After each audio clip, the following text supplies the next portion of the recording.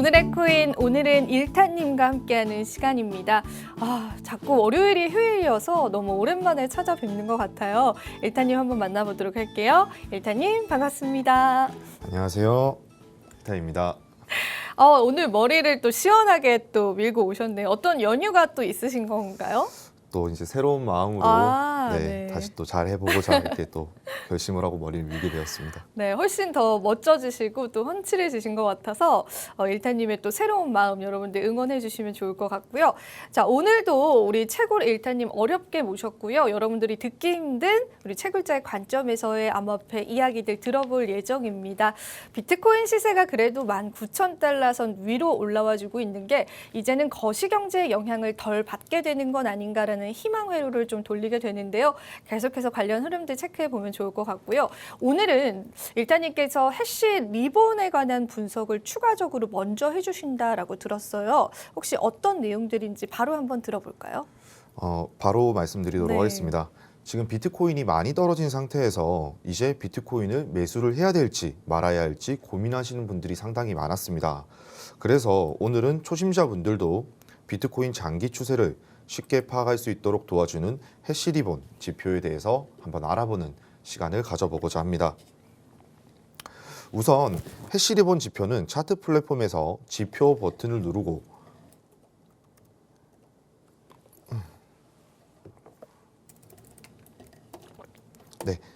해시 리본이라고 검색을 해주시면 쉽게 차트에 적용을 해 보실 수 있습니다. 자, 이렇게 차트에 적용된 모습이 확인이 되셨을 텐데요. 이제 이 해시 리본 지표가 어떠한 구성물로 이루어졌고 어떻게 작동이 되는지 하나하나 알아보도록 하겠습니다. 자, 해시 리본 지표 구성 요소를 알아보기 전에 해시 레이트가 무엇인지 알아야 됩니다. 해시 레이트란 비트코인 네트워크의 연산력의 총합을 이야기합니다. 더 쉽게 이야기를 하자면 비트코인 수요를 판단하는 중요 지표이다 라고 보실 수 있습니다. 일단 이 해시 리본 지표에서는 상단선은 해시레이트 60일선을 의미를 하고 있고요. 이 하단선은 해시레이트 30일선을 의미를 하고 있습니다. 그리고 여기 보이시는 이 카피출레이션, 말 그대로 항복이라는 뜻인데요. 이 카피출레이션은 30일선과 60일선의 데드크로스, 즉 역배열, 약세 신호를 의미하게 됩니다. 해시레이트 30일선이 60일선 위로 30일선이 60일선 아래로 내려갔다라는 것은 현재 단기 해시레이트가 장기 해시레이트 수치 아래로 내려가고 있다는 뜻으로 시장의 수요가 감소하고 있다라는 뜻이기 때문에 약세 신호로 판단이 되게 됩니다. 반대로 바이 신호 같은 경우에는 상단선과 하단선이 정배열 상태에서 MA 11선과 21선이 골든 크로스가 되었을 때 해당 신호가 점등이 되게 됩니다. 이는 단기 해시레이트가 장기 해시레이트보다 우위로 올라왔다는 뜻으로 강세 신호로 우리는 해석을 해볼 수가 있습니다. 지금까지 해시 리본 지표의 구성 요소에 대해서 간단하게 알아보았고요. 실제 차트에서 어떻게 우리는 해시 리본 지표를 확인해 볼 수 있는지 알아보도록 하겠습니다. 자, 실제로 2019년 1월 9일 날 해시 리본 지표는 바이 시그널이 점등이 되었습니다. 이때 당시 비트코인 가격은 4,000달러였고요. 그리고 최대 해시 리본 지표가 점등이 되고 나서 최대 아래로 내려온 비트코인의 가격은 3,322달러였습니다. 퍼센트 수치로 보자면 마이너스 17% 정도를 기록했다라고 볼 수 있죠. 하지만 바이 시그널이 점등이 된 이후로 비트코인의 가장 높은 가격은 13,880달러였으며 이는 퍼센트 수치로 보았을 때 플러스 246%의 수치를 보여주고 있습니다. 그리고 바이 시그널이 점등이 되고 난 이후로 카피출레이션이 형성되기까지 2019년 11월 18일 날 카피출레이션이 형성이 되었는데요. 이때 당시 비트코인 가격은 8,499달러였습니다. 시작가인 4,000달러와 대비해서 약 100%가량의 수익을 낼 수가 있었다. 이렇게 말씀드릴 수가 있습니다. 뒤에 수많은 부분들이 있긴 하지만 이거는 이제 방송을 보고 계신 분들이 나중에 직접 공부를 해 가시면서 이런 부분들을 하나하나 보시면 좋을 것 같고요. 지금 현재 시점을 한번 또 보도록 하겠습니다. 지금 비트코인 해시리본은 2022년 8월 19일 날 바이 신호가 점등이 되고 아직까지 유의미한 바이 신호를 지속적으로 유지를 하고 있는 상태입니다. 그렇기 때문에 지금 저는 현재 시점에서 비트코인을 좀 더 긍정적으로 바라볼 수 있지 않을까라고 생각을 하고 있습니다. 네, 해시리본 차트에 관해서는 사실 이제 많은 분석가들이 어느 정도의 신뢰성이 과거의 데이터에 있었기 때문에 좀 중요하게 보는 지표 중에 하나입니다. 근데 일타님께서 직접 이렇게 분석을 해주시니까 너무 좀 믿음이 가는데요. 일단 카피슐레이션이라고 해서 이 채굴자들이 항복하는 그 시기를 이제 우리가 비트코인의 저점 구간으로 보는 그러한 경향이 있습니다. 그런데 일전에도 말씀해 주셨다시피 만약에 이렇게 바이 시그널이 떴다라고 해서 당장 매수하라는 게 아니라 우리가 조금 더 추세를 지켜보고 매수의 타이밍을 잡아야 한다고 말씀을 하셨습니다. 그만큼 좀 단기적인 추세를 파악하기보다는 이제 비트코인을 좀 모아가신다거나 또 장기적인 투자 관점을 바라보시는 분들이 이 지표를 참고하시면 정말 좋은 지표인데요. 예전에 나오셨을 때는 바이 시그널이 뜨긴 했지만은 아직까지는 조금 더 기다려보자라고 말씀하셨는데 오늘 나오셔서 비트코인 좀 매수하기 좋은 시기다라는 또 그런 사인을 주셨습니다. 여러분들이 한번 참고하셔서 이 장기적인 관점에서 이 지표를 참고를 해보시면 좋을 것 같고요. 오늘 또 일타님이 오랜만에 나오시니까 저희 실시간 채팅에 되게 많이 올라왔어요. 일타님 팬분들이. 그래서 여러분들이 일타님을 자주 보고 싶으신 것 같습니다. 앞으로 좀 자주 좀 나와주셨으면 좋겠습니다. 네, 많은 분들이 좀 참여해 주셨고요. 일단은 토미님도 지금 현재 참여를 해주고 있는 상황인데 머리 잘 어울리신다고 또 그렇게 말씀을 해주고 있습니다. 일단 저희가 그러면은 일타님께서 또 준비하신 그런 다음 내용들로 한번 들어가 보도록 할게요. 오늘은 좀 보다 기초적인 내용들을 좀 준비를 해주신 것 같아요. 네, 맞습니다. 네. 제가 이제 채굴 관련해서 방송에서 이야기를 하고 있는데 채굴이 무엇인지 한 번도 이야기를 하지 않았더라고요. 맞아요. 네, 그래서 오늘은 좀 기초적인 내용을 준비를 해왔습니다. 네, 그럼 저희가 한번 들어볼게요. 네. 일단 채굴이란 광산에서 석탄과 같은 광물을 캐는 것을 의미를 합니다. 사전적 의미로는 마이닝, 채광, 광업이라고도 합니다. 여기서 광산은 블록체인 네트워크를 의미를 하는 거고요.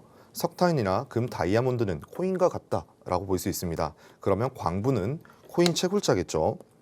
즉 광산에서 석탄을 채굴하는 광부를 생각하시면 되겠습니다. 광부가 광산에서 석탄이나 금을 캘 때 맨손으로 캐지는 않습니다. 바로 곡괭이와 같은 연장을 사용하죠. 모종삽으로 채굴을 하느냐, 곡괭이로 채굴을 하느냐에 따라서도 채굴의 효율성이 다를 것입니다. 이것은 코인을 채굴할 때에도 같습니다. 채굴을 하는 방식에는 대표적으로 세 가지가 존재하는데요. 첫 번째로는 CPU가 있습니다. CPU는 중앙 처리 장치라 불리며 컴퓨터의 가장 중요한 부분으로서 명령을 해독하고 산술 논리 연산이나 데이터 처리를 실행하는 장치입니다. 컴퓨터의 두뇌 부분에 해당하며 중앙 처리 장치의 성능을 좌우하게 되는 것이죠. 과거에는 일반적인 컴퓨터로도 CPU 채굴, 소프트웨어를 다운받아 실행을 하여 채굴이 가능하던 시대가 있었습니다. 지금도 CPU 채굴이 불가능한 것은 아니지만 하드웨어의 발전으로 인해 CPU 채굴은 다른 채굴 방식에 비해 비효율적인 방식으로 평가를 받고 있습니다. 현재 CPU를 통해 채굴하고 있는 사람은 거의 없다라고 보시면 될 것 같습니다. 두 번째, GPU입니다. GPU 채굴은 그래픽카드를 사용하여 채굴을 하는 방식으로 반복된 계산을 진행을 할 때 CPU에 비해 GPU는 더 많은 논리 연산 장치가 가능하기 때문에 더욱 효율성이 높다라고 볼 수 있습니다. 이로 인해 개인 채굴자는 GPU를 사용한 채굴자가 대부분이며 채굴에 최적화된 고성능 그래픽카드를 여러 대 장착하여 채굴에 최적화된 디바이스를 만들어 사용합니다. 지금 사진에도 보시다시피 그래픽카드 총 8장을 이용해서 전용 채굴기를 만든 모습을 확인해 보실 수가 있는데요. 하지만 얼마 전 이더리움의 머지 업그레이드 여파로 인해 GPU 채굴기로 채굴이 가능한 이더리움 클래식 및 레이븐 코인의 네트워크 해시레이트가 급상승하였고 이로 인해 채굴기를 돌리면 오히려 마이너스인 구간으로 현재는 GPU 채굴기 또한 수익성이 크지 않은 채굴 방식이다 라고 보시면 될 것 같습니다. 물론 시간이 지나고 과도기가 지나간다면 다시 한번 GPU 채굴의 시대가 올 수 있을 것이다 라고 예상을 하고 있습니다. 마지막으로는 A식 방식입니다. A식은 일반적인 목적이 아니라 특정한 목적으로 사용하기 위해 필요한 스펙, 기능을 최적화시키고 커스터마이징하여 생산한 주문형 반도체 칩을 의미합니다. 이것으로 채굴기를 만들게 되면 A식 채굴기가 됩니다. 이때 이 칩을 암호화폐와 관련하여 이용을 한다면 특정한 목적이라는 것은 암호화폐 채굴이라고도 할 수 있는데요. 보통 특정 계열의 해시 함수의 연산에 특화되어 더 적은 전력을 소모함에도 훨씬 더 많은 해시 파워를 낼 수 있게 됩니다. A식 채굴기를 이용하여 채굴을 하게 되면 높은 해시레이트 대비 낮은 전력 소모량으로 더 많은 채굴 이익이 생기게 되는 것이죠. 쉽게 말해 일반적인 컴퓨터는 게임이나 인터넷 서칭, 문서 작성 등 범용성을 가지고 있지만 A식은 개발 단계에서부터 특정 알고리즘을 가지고 있는 코인을 채굴하기 위한 용도로만 설계가 되었기 때문에 특정 알고리즘 한정으로 채굴기의 효율성은 매우 뛰어나다라고 볼 수 있습니다.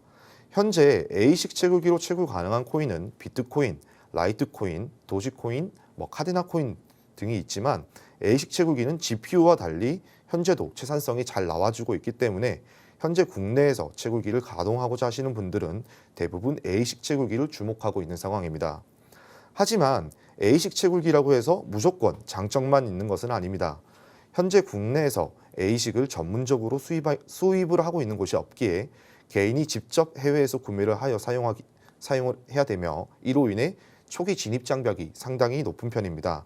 또한 위에서 말씀을 드렸지만 A식은 개발 단계에서부터 특정 알고리즘을 가진 코인을 채굴하기 위한 용도로만 설계가 되었기 때문에 범용성이 없습니다. CPU나 GPU는 채굴 이외에 다른 사용처가 존재를 하기 때문에 중고로도 시장에 처분을 할 수 있지만 A식 채굴기는 채굴 용도 이외에 사용할 수 있는 곳이 없기 때문에 추후 채굴 기계를 처분하기란 쉽지가 않을 것입니다. 비유를 하자면 한 번 구매한 A식 채굴기는 문신과도 같다. 이렇게 볼 수 있을 것 같습니다. 여기까지 채굴과 채굴의 종류에 대해서 간단하게 말씀을 드렸습니다. 네. 이렇게 해서 이 채굴의 종류에 관해서 말씀을 드렸는데 일단은 광보다라는 이야기를 해주시면서 이 무언가를 캐려면 도구가 필요하지 않을까라는 접근으로 어떤 도구들을 우리 채굴자들이 사용하는지에 관해서 좀 말씀을 해주셨습니다. 대표적으로 여러분들이 잘 알고 계신 이 CPU, GPU 그리고 추가적으로 A식 채굴기 이렇게 세 가지에 관해서 말씀을 해주셨는데 각각의 장점과 단점에 관해서도 좀 들어볼 수 있는 시간이었고요. 더군다나 이 GPU 같은 경우에는 현재 시점에서는 수익성이 크게 많지는 않기 때문에 현재 채굴자들이 그렇게 선호하는 채굴기는 아니다라고 하는 부분들도 우리가 챙겨볼 수가 있었습니다. 아무래도 암호화폐 시장의 자체가 좀 침체기이기 때문에 어느 정도의 수익성이 절하는 당연한 걸 텐데 GPU 채굴기를 돌릴 경우에는 오히려 마이너스 수익률이 되게 되는 경향이 있다라고 하니까 관심 있으신 분들은 참고를 해보시면 좋을 것 같고요. 마지막으로 A식 채굴기가 이 요즘 시점에서는 굉장히 좀 많이 선호되는 채굴기다라고 말씀을 해주셨습니다. A식 채굴기는 작은 전력으로도 또 채굴을 할 수 있고 A식 채굴기로 우리가 채굴할 수 있는 여러 알트코인들까지도 하나하나 좀 집어주셨는데 무조건적인 장점만 있는 것은 아니다라고 하니까 이러한 어느 정도의 리스크들도 여러분들이 같이 체크를 해보시면 좋을 것 같습니다. 그럼 현 시점에서 가장 수익성이 높은 채굴기는 어떤 걸까요? 바로 아식 채굴기 중에 L7이라고 하는 채굴기입니다. 네. 여러분들이 가장 결국 궁금해하실 거는 어떤 채굴이 가장 수익성이 높은지 궁금해하실 거라고 생각을 하셔서 이런 이제 수익 자료를 준비해 왔습니다. 현 시점 가장 수익성이 높은 채굴기는 엔트마이너 L7 모델입니다. 이 채굴기는 비트메인이라는 회사에서 만들어진 채굴기인데요. 비트메인은 중국에 있는 세계 최대의 채굴기 생산 업체이며 2017년부터 코인을 하고 계신 분들이라면 잘 알고 있는 우지안이 대표로 있는 회사이기도 합니다. 아식이라고 하더라도 각 코인마다 적용되는 알고리즘이 모두 다르기 때문에 모든 코인을 채굴을 할 수는 없습니다. 엔트마이너 L7 모델은 라이트코인과 도지코인을 채굴하는 데 특화된 채굴 머신입니다. 비트코인이나 이더리움 클래식 등 다른 코인은 채굴을 할 수가 없다라는 얘기인 거죠.